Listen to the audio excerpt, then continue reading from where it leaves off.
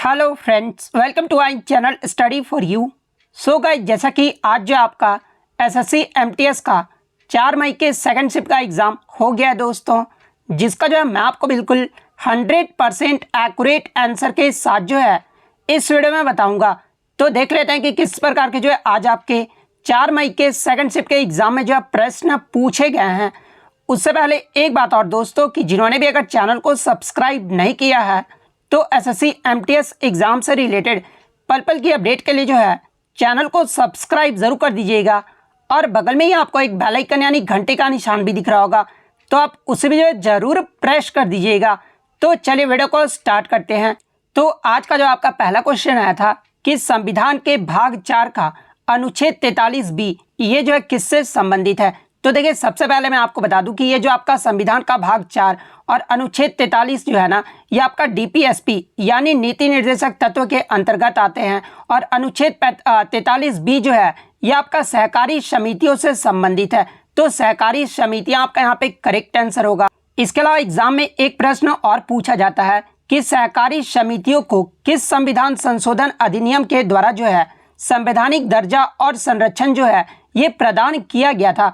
तो देखिए, मैं आपको बता दूं कि 97वां जो आपका संशोधन अधिनियम हुआ था ना, जो कि आपका 2011 में हुआ था, और इसी संशोधन अधिनियम के द्वारा जो है सहकारी समितियों को संवैधानिक दर्जा और संरक्षण जो है वो प्रदान किया गया था। तो ये फैक्ट भी आपको ध्यान में रखना है। नेक्स्ट क्वेश्चन आपका यहाँ पर आया था कि चावल को उगाने के लिए किस प्रकार की तापमान और किस प्रकार की आर्द्रता की आवश्यकता होती है। तो देखिए, चावल को उगाने के लिए जो है आपका उच्च तापमान और उच्च आर्द्रता की आवश्यकता होती है। तो उच्च आपका यहाँ पे करेक्ट आंसर होगा, यानी चावल की फसल को जो है गर्म और आर्द्र जलवायु की जो है वो आवश्यकता होती है। इसके अलावा बात कर ले चावल को उगाने के लिए कौन सी मिट्टी जो है सबसे अच्छी मानी जाती है। तो देखिए, चावल की खेती करने के लिए जलोढ़ मिट्टी जो है वो सबसे अच्छा माना जाता है। तो ये फैक्ट भी आपको ध्यान में रखना है। नेक्स्ट क्वेश्चन आपका यहाँ पर आया था कि इनमें से किस नृत्य को जो है सपेरा नृत्य के नाम से भी जाना जाता है। तो देखिए, सपेरा नृत्य के नाम से जो है ये कालबेलिया नृत्य को जाना जाता है। और देखिए, ये जो आपका कालबेलिया नृत्य है ना, ये राजस्थान राज्य का एक लोक नृत्य है। तो ये फैक्ट भी आपको ध्यान में रखना है। इसके अलावा एग्जाम में एक प्रश्न और यहाँ से पूछा जाता है कि कालबेलिया नृत्य को जो है किस वर्ष यूनेस्को की अमृत सांस्कृतिक विरासत की सूची में जो है ये शामिल किया गया था। तो देखिए, कालबेलिया नृत्य को वर्ष 2010 में जो है यूनेस्को की अमृत सांस्कृतिक विरासत की सूची में जो है शामिल किया गया था। तो ये फैक्ट भी आपको ध्यान में रखना है। नेक्स्ट क्वेश्चन आपका यहाँ पर आया था कि सिरका यानी विनेगर का जो है रासायनिक नाम पूछा गया था। तो देखिए, सिरका का जो रासायनिक नाम होता है ना, वो आपका एसिटिक एसिड होता है। तो एसिटिक एसिड आपका यहाँ पे करेक्ट आंसर होगा। और देखिए, मैं आपको बता दूं कि एसिटिक एसिड को ही जो है एथेनोइक अम्ल जो है वो कहा जाता है। तो ये फैक्ट भी आपको ध्यान में रखना है। इसके अलावा बात कर ले सिरका का जो रासायनिक सूत्र क्या होता है। तो देखिए, इसका जो रासायनिक सूत्र है ना, ये आपका CH3COOH होता है। तो ये फैक्ट भी आप ध्यान में रखिएगा। अब देखिए, आपका एसिड से प्रश्न आ गया है, तो जिनका भी आगे के शिफ्टों में एग्जाम है आप ये एक्स्ट्रा फैक्ट जरूर देख लीजिए। तो देखिए, साइट्रिक अम्ल ये जो है किस में मौजूद होता है। तो देखिए, जितने भी खट्टे फल होते हैं ना, जैसे कि नींबू, संतरा, इन सभी फलों में जो है आपका साइट्रिक अम्ल जो है वो मौजूद रहता है। साइट्रिक अम्ल का अगर सामान्य नाम पूछा जाए तो देखिए, साइट्रिक अम्ल का जो सामान्य नाम होता है ना, वो आपका खट्टा नमक होता है। और इसके रासायनिक सूत्र की बात कर ले तो देखिए, इसका जो रासायनिक सूत्र होता है वो आपका C6H8 और O7 होता है। इसके अलावा बात कर ले लैक्टिक एसिड के बारे में। तो देखिए, ये जो आपका लैक्टिक एसिड है ना, ये आपका दूध, दही और मसालेदार भोजन में जो है ये आपका पाया जाता है। इसके अलावा मैं आपको बता दूं कि ये जो आपका लैक्टिक अम्ल होता है ना, ये मानव शरीर की लाल रक्त कोशिकाएं यानी जो आपका रेड ब्लड सेल्स होता है ना, और मांसपेशियों की जो कोशिकाएं होती है उसमें भी जो आपका लैक्टिक अम्ल जो है वो मौजूद रहता है। लैक्टिक अम्ल के अगर रासायनिक सूत्र की बात कर ले तो देखिए, इसका जो रासायनिक सूत्र होता है ना, वो आपका C3H6O3 होता है। तो ये फैक्ट भी आपको ध्यान में रखना है। फॉर्मिक एसिड की अगर मैं बात कर लूँ तो देखिए, ये जो आपका चींटी और मधुमक्खियों के डंक में आपका जो है फॉर्मिक अम्ल ही जो है वो आपका मौजूद रहता है। अगर इसके सूत्र की बात कर ले तो फॉर्मिक अम्ल का जो सूत्र होता है ना, ये आपका HCOOH होता है। और अगर इसके IUPAC नेम पूछा जाए तो देखिए फॉर्मिक अम्ल का जो IUPAC नेम होता है ना, ये आपका मेथनोइक अम्ल होता है। तो ये फैक्ट भी आपको ध्यान में रखना है। इसके अलावा फॉर्मिक अम्ल ये जो किस समूह से जुड़ा होता है, तो ये आपका COOH समूह से जो वो जुड़ा होता है। तो ये फैक्ट भी आप ध्यान में रखिएगा। नेक्स्ट क्वेश्चन आपका यहाँ पर आता है कि भारत में किस गवर्नर जनरल ने जो है 1829 में सती प्रथा को अपराध घोषित कर जो है समाप्त कर दिया था। तो देखिए 1829 में सती प्रथा का जो अंत है ना, ये आपका लॉर्ड विलियम बेंटिक के द्वारा किया गया था। तो विलियम बेंटिक आपका यहाँ पे करेक्ट आंसर होगा। बात कर ले इसका शासनकाल कब से कब तक रहा था, तो ये 1828 ईस्वी से लेकर 1834 ईस्वी तक रहा था। और देखिए विलियम बेंटिक को जो है आधुनिक पश्चिमी शिक्षा का पिता भी जो है वो कहा जाता है। तो ये फैक्ट भी आपको ध्यान में रखना है। इसके अलावा अगर एग्जाम में पूछा जाए कि भारत के पहले गवर्नर जनरल कौन थे, तो देखिए भारत का जो पहला गवर्नर जनरल था ना, ये आपका विलियम बेंटिक था। तो ये फैक्ट भी आपको ध्यान में रखना है। नेक्स्ट क्वेश्चन आपका यहाँ पर आता है कि गिर वन्य जीव अभ्यारण्य निम्नलिखित में से किस जानवर के संरक्षण के लिए जो है जाना जाता है। तो देखिए ये जो आपका गिर वन्य जीव अभ्यारण्य है ना, ये आपका भारत के गुजरात राज्य में स्थित है। और इसकी जो स्थापना ये आपका 1965 में किया गया था। और ये जो आपका गिर वन्य जीव अभ्यारण्य है ना, ये आपका एशियाई शेरों के लिए जो है आपका प्रसिद्ध है। तो एशियाई शेर आपका यहाँ पे करेक्ट आंसर होगा। इसके अलावा बात कर ले अन्य राष्ट्रीय उद्यान के बारे में, जहां से अक्सर एग्जाम में आपके प्रश्न पूछे जाते हैं, जैसे कि जिम कॉर्बेट नेशनल पार्क, ये जो है कहां पर स्थित है। तो देखिए जिम कॉर्बेट नेशनल पार्क जो है ये आपका उत्तराखंड राज्य में स्थित है। और ये जो आपका रॉयल बंगाल टाइगर के लिए जो है ये आपका प्रसिद्ध है। काजीरंगा राष्ट्रीय उद्यान की बात कर ले तो ये आपका असम राज्य में स्थित है। और ये जो आपका एक सींग वाले गैंडे के लिए जो वो प्रसिद्ध है। सुंदरबन राष्ट्रीय उद्यान की बात कर ले तो ये आपका पश्चिम बंगाल में स्थित है। और ये जो आपका रॉयल बंगाल टाइगर के लिए जो है ये आपका प्रसिद्ध है। सरिस्का राष्ट्रीय उद्यान की बात कर ले तो देखिए सरिस्का राष्ट्रीय उद्यान ये जो आपका राजस्थान राज्य में स्थित है। और ये भी आपका रॉयल बंगाल टाइगर के लिए जो है ये प्रसिद्ध है। कान्हा राष्ट्रीय उद्यान की बात कर ले तो ये आपका मध्य प्रदेश राज्य में स्थित है। और ये आपका दलदल हिरन के लिए जो वो प्रसिद्ध है। रणथंभौर राष्ट्रीय उद्यान की बात कर ले तो देखिए रणथंभौर जो राष्ट्रीय उद्यान है ना, ये आपका राजस्थान राज्य में है। और ये आपका बाघ के लिए प्रसिद्ध है। बांदीपुर राष्ट्रीय उद्यान की बात कर ले तो ये आपका कर्नाटक राज्य में स्थित है। और ये आपका बाघ के लिए प्रसिद्ध है। तडोबा आधारी राष्ट्रीय उद्यान की बात कर ले तो ये आपका महाराष्ट्र राज्य में स्थित है। और ये भी आपका बाघ के लिए प्रसिद्ध है। इसके अलावा नामदफा राष्ट्रीय उद्यान की बात कर ले तो ये आपका अरुणाचल प्रदेश राज्य में स्थित है। और ये आपका तेंदुआ, धूमिल तेंदुआ और बाघ के लिए प्रसिद्ध है। मानस राष्ट्रीय उद्यान ये जो आपका असम राज्य में स्थित है। और ये आपका पिग्मी हॉग, वाटर बुफैलो के लिए जो है वो प्रसिद्ध है। दाचीगाम राष्ट्रीय उद्यान की बात कर ले तो ये आपका जम्मू कश्मीर में है। और ये आपका कश्मीरी हिरन के लिए जो वो प्रसिद्ध है। हेमिस नेशनल पार्क ये भी आपका जम्मू कश्मीर में है। और ये आपका हिम तेंदुए के लिए प्रसिद्ध है। पेरियार राष्ट्रीय उद्यान की बात कर ले तो ये आपका केरल राज्य में स्थित है। और ये जो आपका हाथी के लिए प्रसिद्ध है। तो ये सारे फैक्ट जो आपको ध्यान में रखना है। नेक्स्ट क्वेश्चन आपका यहाँ पर आया था कि मालगुडी डेज नामक पुस्तक के लेखक कौन है। तो देखिए मालगुडी डेज ये जो पुस्तक है ना, ये आपका R.K. नारायण के द्वारा लिखा गया है। तो R.K. नारायण आपका यहाँ पे करेक्ट आंसर होगा। और ये पुस्तक जो है कब प्रकाशित हुआ था, तो ये आपका 1943 में जो प्रकाशित हुआ था। नेक्स्ट क्वेश्चन आपका यहाँ पर आया था कि इनमें से किस ग्रह का जो है एक भी उपग्रह नहीं है। तो देखिए मैं आपको बता दूं कि शुक्र और बुध का जो है अपना कोई भी उपग्रह नहीं है। तो शुक्र और बुध आपका यहाँ पे करेक्ट आंसर होगा। नेक्स्ट क्वेश्चन आपका यहाँ पर आया था कि अकबर के बाद मुगल साम्राज्य का जो राजा है ना, ये कौन बना था। तो देखिए मैं आपको बता दूं कि मुगल साम्राज्य की स्थापना ये जो है किसके द्वारा किया गया था, तो ये आपका बाबर के द्वारा किया गया था। और बाबर का जो शासन काल है यानी मुगल साम्राज्य की स्थापना कब की गई थी, तो ये आपका 1526 ईस्वी में किया गया था। और बाबर का जो शासन काल है ये 1526 से लेकर 1530 ईस्वी तक रहा था। इसके बाद जो आपका हुमायूं जो है ये मुगल साम्राज्य बना था। और हुमायूं के बाद जो है अकबर जो है ये मुगल साम्राज्य बना था, जिसका शासनकाल जो है 1556 से लेकर जो है 1605 ईस्वी तक रहा था। और अकबर के बाद आपसे पूछा गया था, तो देखिए अकबर के बाद जो मुगल साम्राज्य है ना, यानी राजा कौन बना था, तो ये आपका अकबर का बेटा जहांगीर बना था। तो जहांगीर आपका यहाँ पे करेक्ट आंसर होगा। इसके अलावा आप सभी राजाओं का जो है शासनकाल देख सकते हैं कि किस राजा के बाद जो कौन राजा बना था मुगल बादशाह का। इसके अलावा मैं आपको बता दूं कि अंतिम जो मुगल बादशाह था ना, ये आपका कौन था, तो बहादुर शाह द्वितीय यानी बहादुर शाह जफर रहा था। तो ये फैक्ट भी आपको ध्यान में रखना है। नेक्स्ट क्वेश्चन आपका यहाँ पर आया था कि वॉस्टॉक 2022 भारत चीन जो सैन्य अभ्यास है ना, ये किस देश में आयोजित किया गया था। तो देखिए वॉस्टॉक 2022 भारत चीन और रसिया के बीच जो आपका सैन्य अभ्यास हुआ था, ये जो आपका रूस देश में आयोजित किया गया था। तो रूस आपका यहाँ पे करेक्ट आंसर होगा। नेक्स्ट क्वेश्चन आपका यहाँ पर आया था कि सिमोन बाइल्स, इनका जो संबंध है ना, ये किस खेल से है। तो देखिए सिमोन बाइल्स जो कि आपका एक अमेरिकन जिम्नास्ट है और इनका जो खेल से संबंधित है वो आपका जिम्नास्टिक खेल से संबंधित है। तो जिम्नास्टिक आपका यहाँ पे करेक्ट आंसर होगा।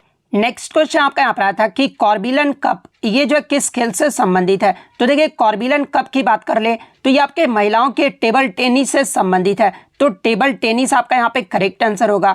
इसके अलावा बात कर ले स्वेथलिंग कप, ये जो किससे संबंधित है। तो देखिए ये जो आपका स्वेथलिंग कप है ना, ये आपके पुरुषों के टेबल टेनिस से संबंधित है। तो ये फैक्ट भी आपको ध्यान में रखना है।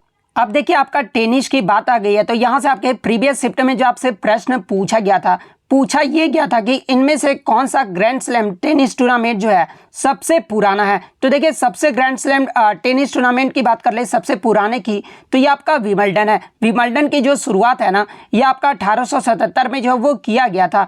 इसके अलावा बात कर ले विंबलडन जो ये किस कोर्ट पर खेला जाता है। तो ये आपका ग्रास कोर्ट पर खेला जाता है और किस महीने में खेला जाता है। तो ये आपका जून जुलाई महीने में जो है विंबलडन गेम खेला जाता है। इसके अलावा दूसरा सबसे पुराना ग्रैंड स्लैम टेनिस टूर्नामेंट अगर पूछ ले तो ये आपका यूएस ओपन रहा था। यूएस ओपन की जो शुरुआत है ना, ये आपका 1881 में हुआ था और ये जो आपका हार्ड कोर्ट पर खेला जाता है और ये आपका अगस्त सितंबर महीने में खेला जाता है। तीसरे की बात कर ले तो ये आपका फ्रेंच ओपन है, जिसकी शुरुआत 1891 में हुआ था और ये जो आपका मई के महीने में जो वो खेला जाता है और ये जो आपका क्ले कोर्ट पर जो वो खेला जाता है। नेक्स्ट अगर बात कर ले ऑस्ट्रेलियन ओपन की, तो देखिए ऑस्ट्रेलियन ओपन जो है ये आपका 1905 में शुरू हुआ था और ये जो आपका हार्ड कोर्ट पर खेला जाता है और ये आपका जनवरी के मध्य महीने में जो है वो खेला जाता है। तो इतने पॉइंट जो आप ध्यान में जरूर रखिएगा। नेक्स्ट क्वेश्चन आपका यहाँ पर आया था कि पद्मा सुब्रमण्यम पद्म भूषण अवार्ड जो है इन्हें कब सम्मानित किया गया था। यानी पद्म सुब्रमण्यम को जो है पद्म भूषण अवार्ड से कब सम्मानित किया गया था। तो देखिए मैं बता दूं कि जितने भी आपके नृत्यांगना होते हैं उनका मैं आपको बता देता हूं कि किस शास्त्रीय नृत्य से जुड़े हुए हैं और उनके जो है पुरस्कार के बारे में जो आपको जरूर बताता हूं, क्योंकि मुझे पता है कि टीसीएस जो है कहां से आपके प्रश्न जो है वो उठाता है ताकि आपका क्वेश्चन जो है वो टफ किया जा सके। तो ये मैंने आपको हमेशा बताया था कि पद्मा सुब्रमण्यम जो ये आपके भरतनाट्यम नृत्य से संबंधित है और इन्हें जो पद्म भूषण से जो है 2003 में जो वो सम्मानित किया गया था। तो 2003 आपका यहाँ पे करेक्ट आंसर होगा। इसके अलावा बात कर ले इन्हें संगीत नाटक अकादमी पुरस्कार कब दिया गया था। तो ये आपका 1983 में दिया गया था। पद्मश्री की बात कर ले तो इन्हें जो है 1981 में पद्मश्री पुरस्कार से सम्मानित किया गया था। तो ये फैक्ट भी आपको ध्यान में रखना है। नेक्स्ट क्वेश्चन आपका यहाँ पर आता कि बैडमिंटन में भारत की तरफ से पहला जो ओलंपिक मेडल है ना, ये किसने लाया था। तो देखिए बैडमिंटन में भारत की तरफ से जो पहला ओलंपिक मेडल है ये साइना नेहवाल के द्वारा लाया गया था। साइना नेहवाल जो 2012 में लंदन ओलंपिक हुआ था ना, उसमें जो है ये ब्रॉन्ज मेडल यानी कांस्य पदक जीती थी। तो साइना नेहवाल आपका यहाँ पे करेक्ट आंसर होगा। इसके अलावा मैं आपको बता दूं कि 2016 का जो आपका रियो ओलंपिक हुआ था ना, उसमें पीवी सिंधु ने जो है भारत की तरफ से जो वो सिल्वर मेडल जो है बैडमिंटन में जीती थी। और हाल ही में जो आपका 2021 में जो आपका टोक्यो ओलंपिक हुआ था, उसमें पीवी सिंधु ने जो है टोक्यो ओलंपिक में आपका जो है कांस्य पदक यानी ब्रॉन्ज मेडल जीती थी। तो ये फैक्ट भी आपको ध्यान में रखना है। इसके अलावा एग्जाम में एक प्रश्न और पूछा जाता है कि भारत के तरफ से ओलंपिक में पदक जीतने वाली पहली भारतीय महिला कौन है। तो देखिए ओलंपिक में पदक जीतने वाली जो पहली भारतीय महिला है ना, ये कर्णम मल्लेश्वरी है। कर्णम मल्लेश्वरी ने जो है 2000 ईस्वी के सिडनी ओलंपिक में जो है महिलाओं के 69 किलो वर्ग भारोत्तोलन प्रतियोगिता में जो है ये कांस्य पदक यानी ब्रॉन्ज मेडल जीती थी। तो ये फैक्ट भी आप ध्यान में रखिएगा। नेक्स्ट क्वेश्चन आपका यहाँ पर आता कि भारत की सीमा ये जो कितने देशों से लगती है। तो देखिए भारत की जो सीमा है ना, ये आपका टोटल 7 देशों से लगता है और वो 7 देश कौन कौन से हैं। तो पहला आपका पाकिस्तान, सेकंड चीन, third Nepal, fourth Afghanistan, fifth आपका भूटान, सिक्स्थ आपका म्यांमार और सातवां आपका बांग्लादेश। ये 7 देश जो है भारत की सीमा जो है वो लगती है। तो 7 आपका यहाँ पे करेक्ट आंसर होगा। इसके अलावा एग्जाम में एक प्रश्न और बनता है कि भारतीय सीमा की जो है कुल लंबाई पूछी जाती है।